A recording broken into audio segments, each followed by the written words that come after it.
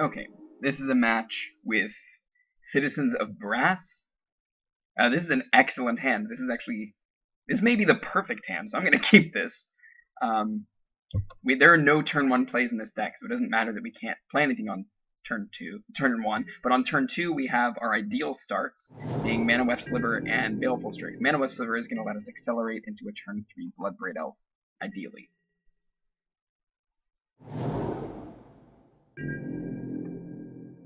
Mana Weft Sliver is one of the most important cards in this deck. Wow, this is fantastic. So I'm going to play the Ancient Ziggurat and go ahead and cast the Mana Weft Sliver.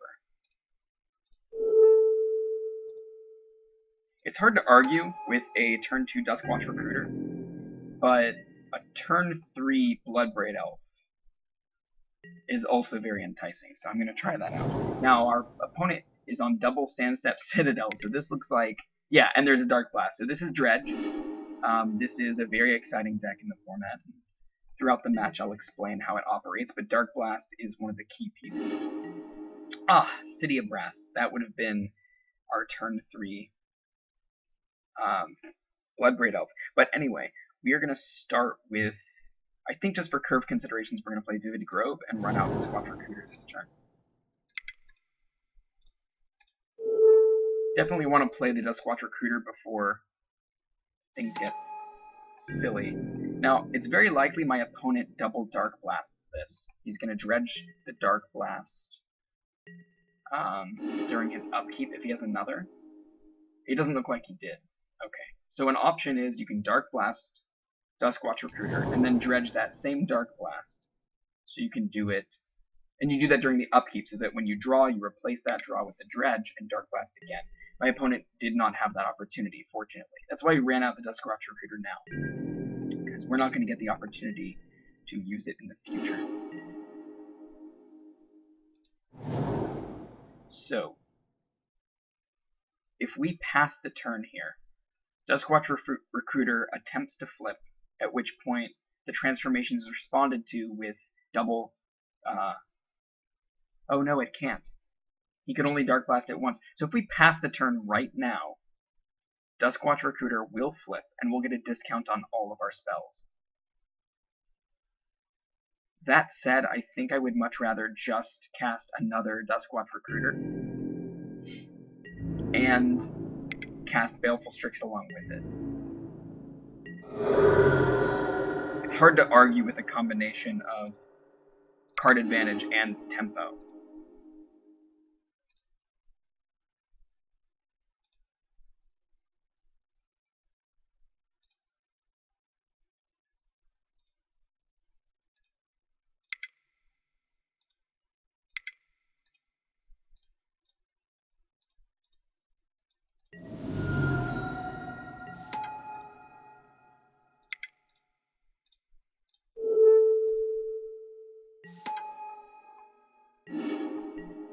That's an excellent draw as well.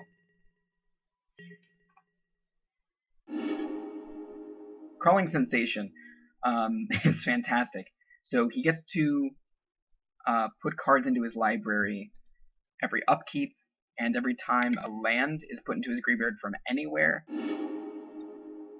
then he gets an insect token. That insect token is going to allow him to make a big army. He can then sacrifice it to flashback Dread Return. We see one of the Dread Return targets in Plated Crusher. That's an excellent reanimation target because it has Hexproof and Trample.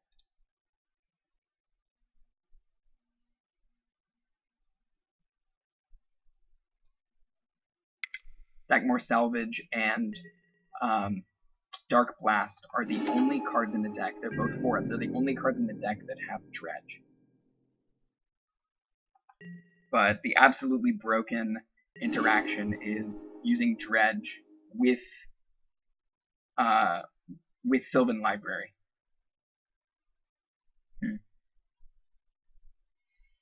So I could Bloodbraid Elf, or I could Mana Weft Sliver Baleful Strix. I have to admit that seems very tempting. Now, if I do Mana Weft Sliver Baleful Strix, then he's just going to kill both because he will Dark Blast one, then Dredge the Dark Blast, then Dark Blast the other. So I think what I would like to do is just let these Duskwatch Recruiters flip.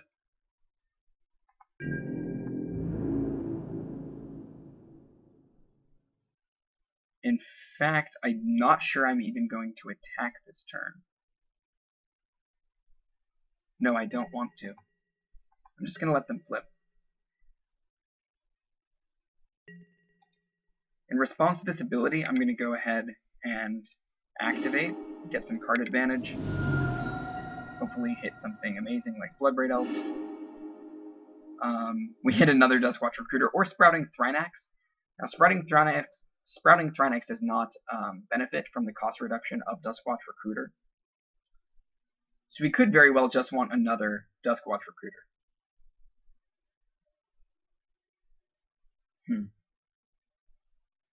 It's hard to say. I'm going to go ahead and pick the Recruiter.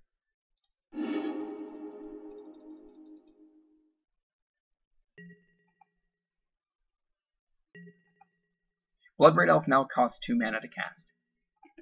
That's pretty amazing. 3/2 haste Cascade that has converted mana cost of 4 for 2 mana.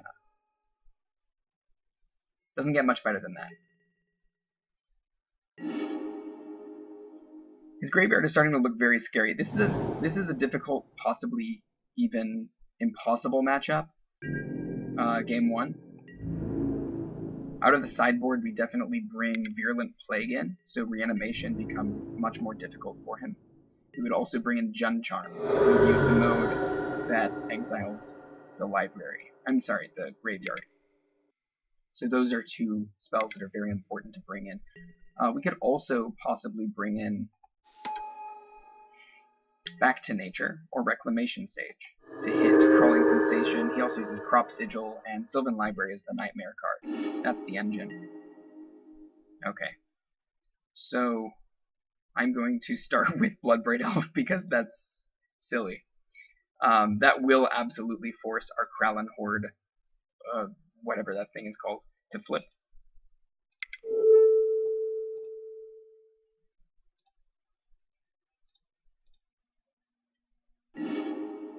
Okay, so we hit a Sprouting Thrynax. That's lovely. Let's just put 6 power on the board for 2 mana.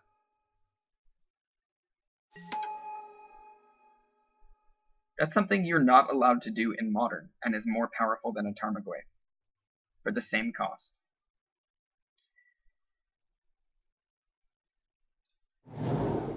These guys will flip, so we definitely want to use up as much mana as possible this turn. We could go Mana Weft Sliver into a 3rd copy of Duskwatch Recruiter, or we could just cast Baleful Strix.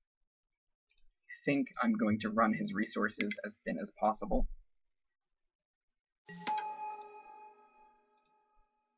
Because Baleful Strix does not benefit from the cost reduction.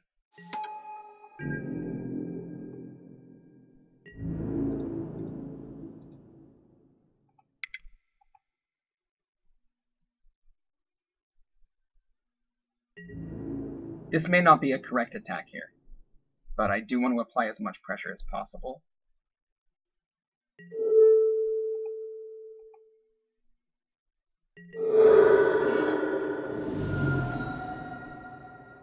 Tokens are generally very good against this deck. Dredge is the perfect foil to Citizens of Brass, but sideboards are pretty well able to keep the deck in check. I wouldn't say that Dredge in Middle Class Magic is akin to Dredge in Vintage, where sideboards need to be packed. Fortunately, there are a lot of tutorable spells and tutors to go with them. Enlightened Tutor is kind of a catch-all, so you can get Tormod's Crypt or Relic of Progenitus with Enlightened Tutor and really hate out these graveyard strategies, but that makes for a better sideboard plan. So Dredge does get a few free wins, and this is one of them.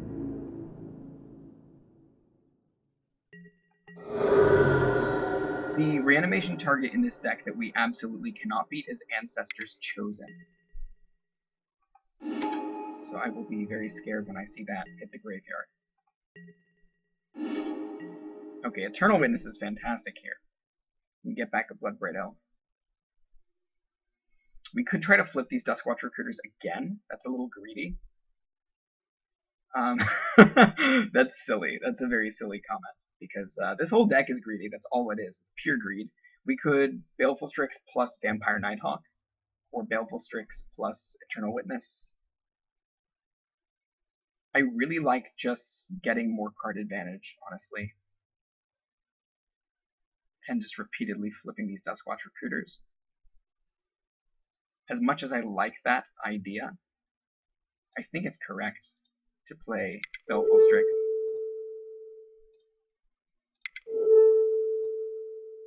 See what we draw.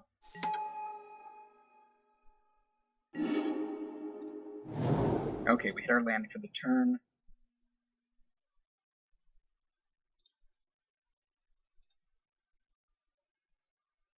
Okay, I don't want to remove my charge counters, so I'm gonna, that's a silly reason, I guess, to cast Eternal Witness instead of Nighthawk.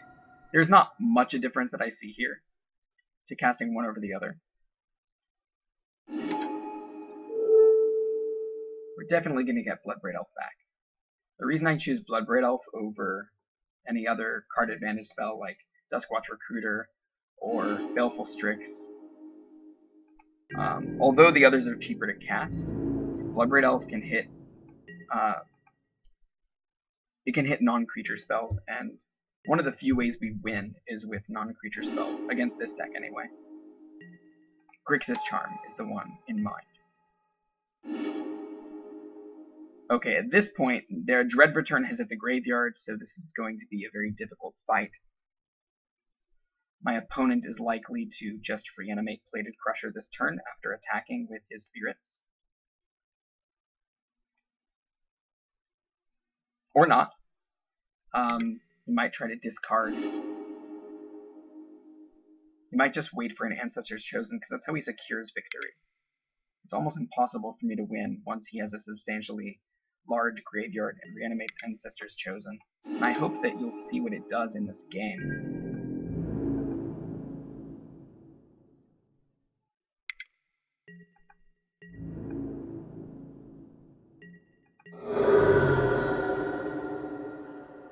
Because this deck constantly utilizes the graveyard as though it were its hand, Duskwatch Recruiter does not reliably flip like it does in any other matchup. It's one of the reasons we're so disadvantaged.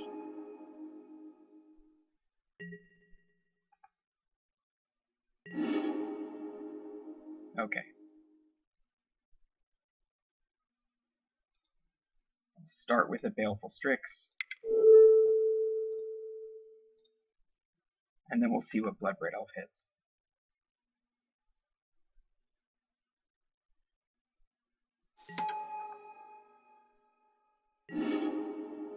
Okay, Daragaz's Charm. It's like an Eternal Witness. It can also just bolt something or give something +3/+3. So it does a lot of things that aren't relevant, none of which are relevant in this matchup. Plated Crusher has Hexproof. Giving any of our creatures a certain amount of power is not necessarily going to be very helpful. I'm just going to cast Bloodbraid Elf. See what we do.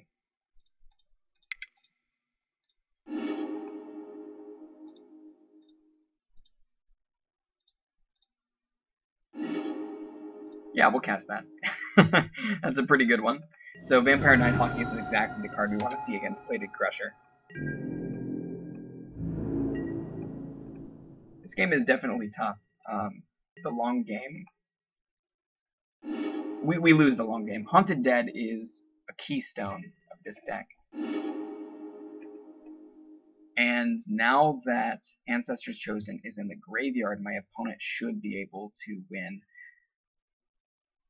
Just by dredging over and over, he can get his second copy of Dread Return into the graveyard, and then reanimate Ancestor's Chosen. I'm just going to show you what this does. When it enters the battlefield, you gain 1 life for each card in your graveyard. Normally it costs 7 mana, and this deck actually can produce 7 mana, and produce the white mana required. Even if he didn't have the Sandstep Citadel, Riftstone Portal, as long as it's in the graveyard, allows lands to tap for green or white mana. So the mana is very reliable in this deck.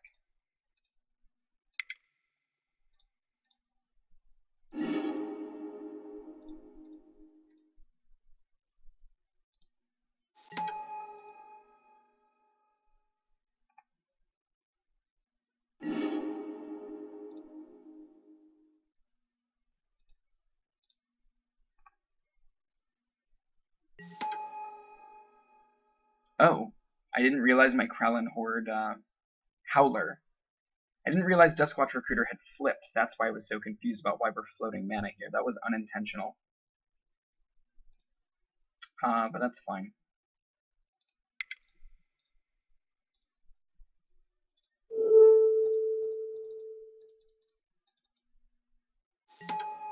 And I did it again. Okay. I have no reason to tap for this mana. So that was just a mistake.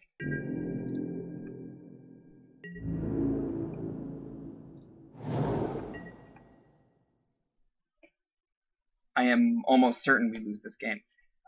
Grixis Charm could pull a win out for us. If he's able to reanimate Ancestors Chosen, I'm going to concede this game.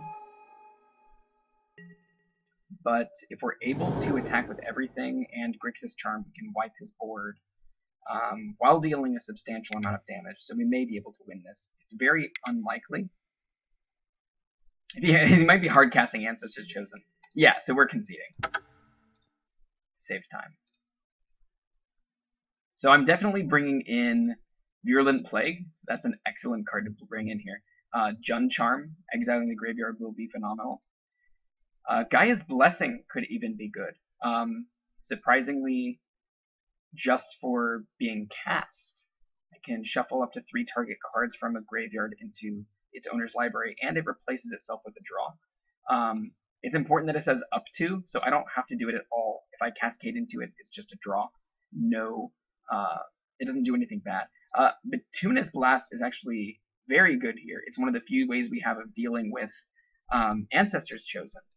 So I'd like to bring that in. It's an option. I don't care to destroy all of the enchantments with Back to Nature. It's possible that I want a single copy of Reclamation Sage. Let's see what cards are bad. Daragaz's Charm is very bad in this matchup.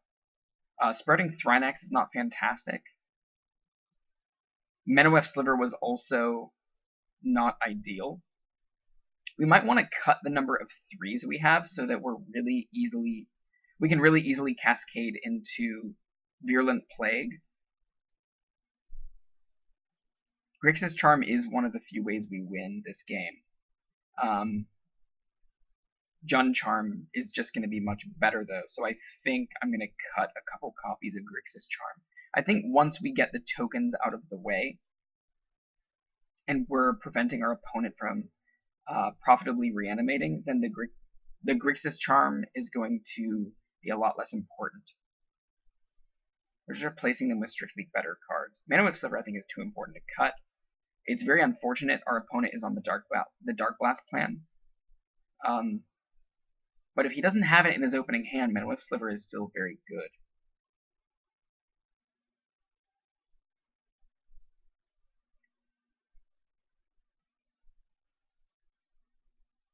It definitely seems wrong to cut it. It's possible I actually don't want the Gaia's Blessing in here. These 4 cards, 5 cards I guess could be enough. It may also be true that Bituminous Blast is excessive. I'm going to cut a Baleful Strix. It is the weakest of these cards. I think I'll cut a second copy. It could be Bituminous Blast as well. But no, I think this is good as is. He really needs his graveyard to go off. So I want the Gaia's Blessing in. So we're going to turn into the control deck in the second game. Play more like a Jund deck than it already did, if that was possible. This is unkeepable. This is also unkeepable for the same reason. This is much, much better. And that's a fine card. Vampire Nighthawk is okay to see on top. Honestly, I'd rather see something else. It's just not the kind of card I really want in this matchup.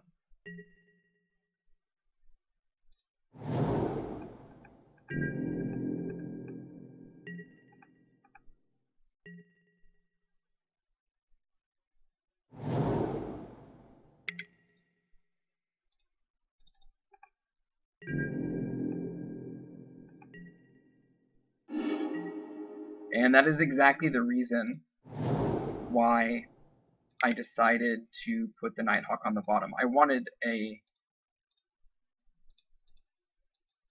immediately threatening 2-drop. Because now I'm forcing my opponent to have both Dark Blast and a basic Swamp, which is very unlikely. And even then, he can't kill the Duskwatch Recruiter. He actually can't cast it twice this turn, because he put a basic force into play in turn 1. So my opponent brought in Reclamation Sage.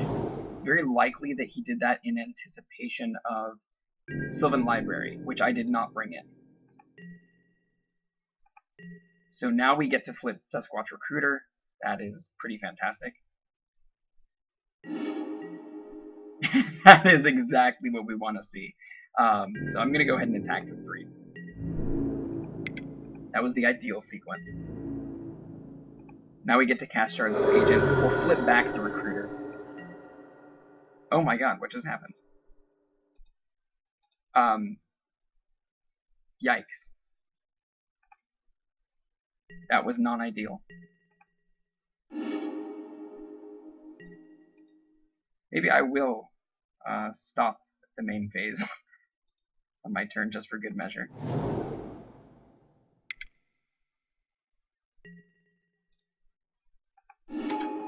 That was a huge mistake.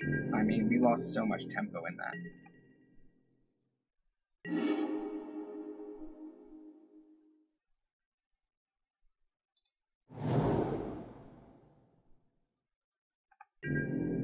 So let's try that again.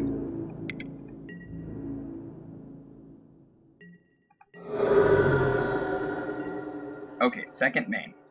We're clearly in second main phase now. My goodness, that was terrible. What?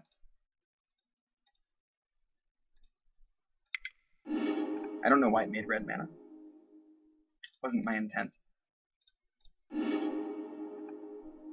Yeah, we'll cast that. That's wonderful.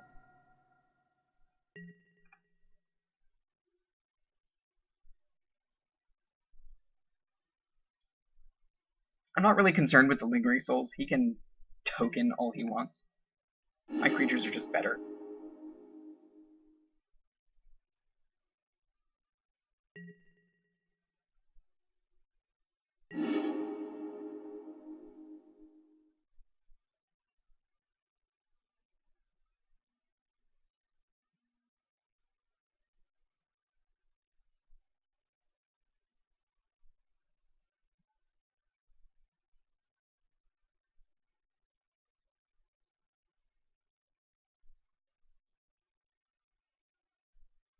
So I think my opponent is considering activating Crop Sigil.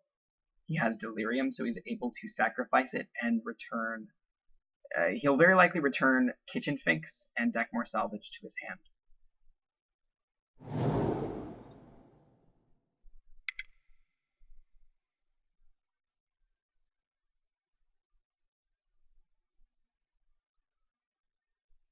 Kitchen Finks is really good against us. So I would think that's what he wants to do. Okay, he's just going to flashback Lingering Souls. Sure.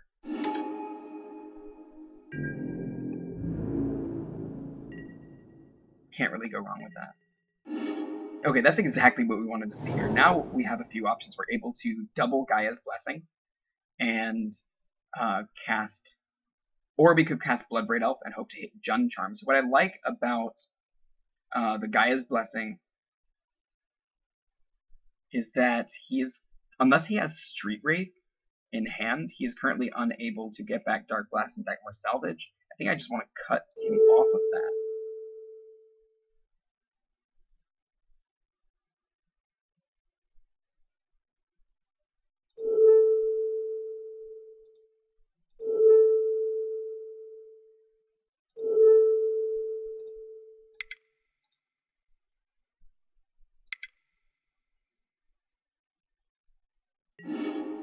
Okay, that was very good for us. We get our land drop. Oh, we already played a land. We could Gaia's Blessing again. There's really no benefit I see to doing that. And there's also no benefit to attacking at the moment. At least not one that I see.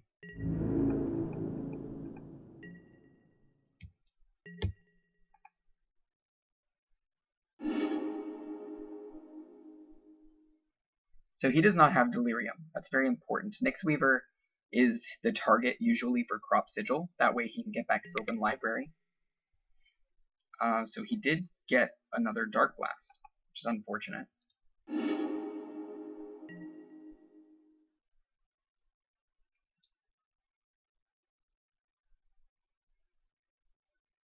I wonder if he has a way to draw this turn so he can Dark Blast again. Unless he just has another Dark Blast. He does. He has the other Dark Blast. Of course. It's always how it works.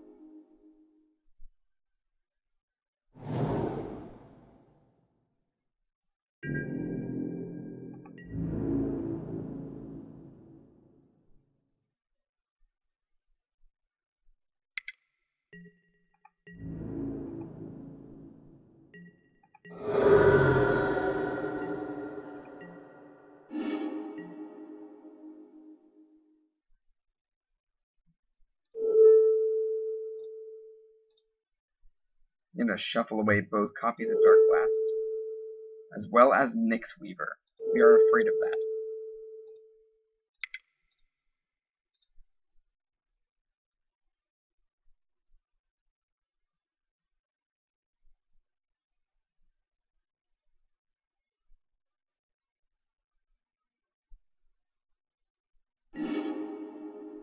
Okay.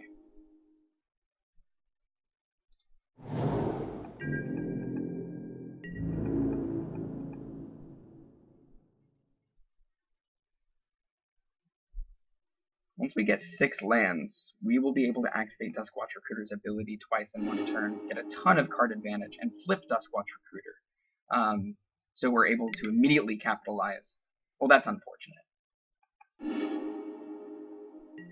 Of course, he naturally draws 3 Dark Blast.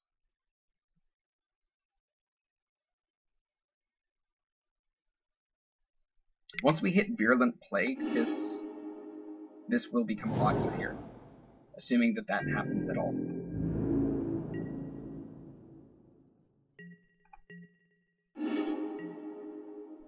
I hope it does. Okay, I think the first thing we do is just go ahead and cast Bloodbraid Elf.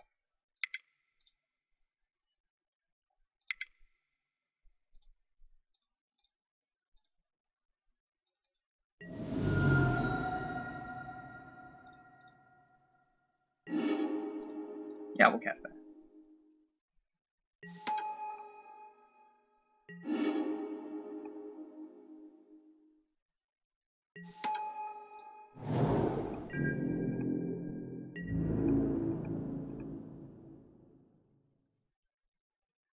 I really don't want to attack into these spirits until we cast Virulent Plague.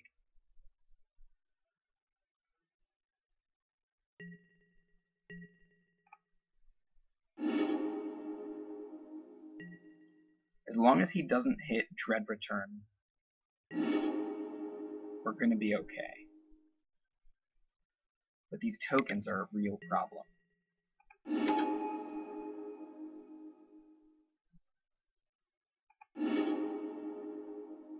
So much value out of Dark Blast.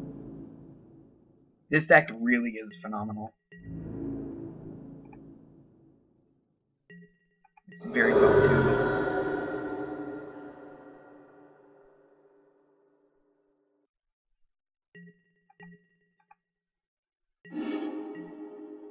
Not what we need.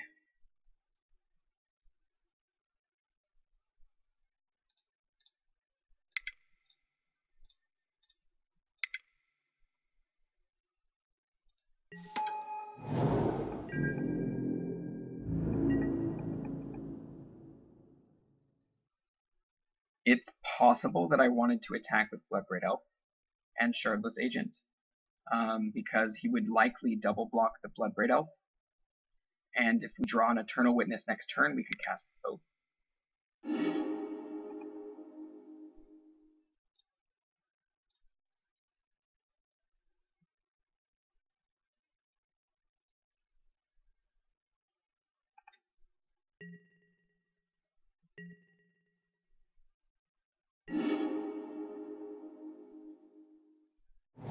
So he dredged into another copy of Dark Blast.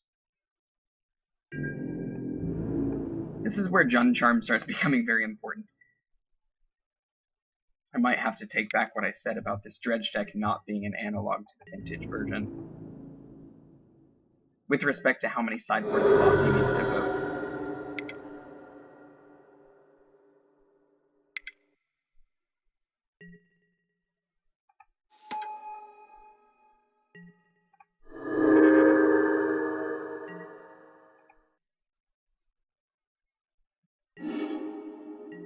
That is exactly the card that I would have wanted to see if we had attacked with Bloodbraid Elf last turn. So here's what's going to happen. I am going to attack with everything. He's going to assume I have Grixis Charm in hand, or that I'm just punting. But really, I just want him to kill the Bloodbraid Elf. That's fine. Killing Shardless Agents is fine.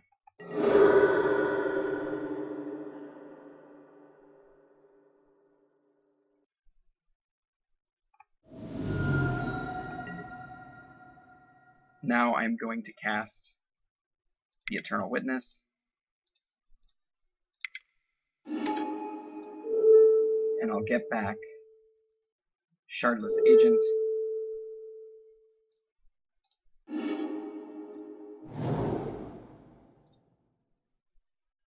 We'll go ahead and cast it.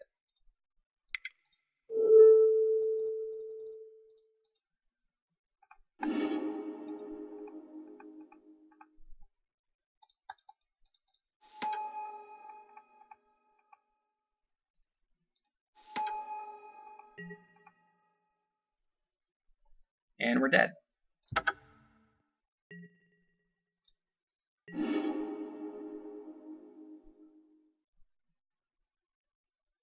still make him do it, though.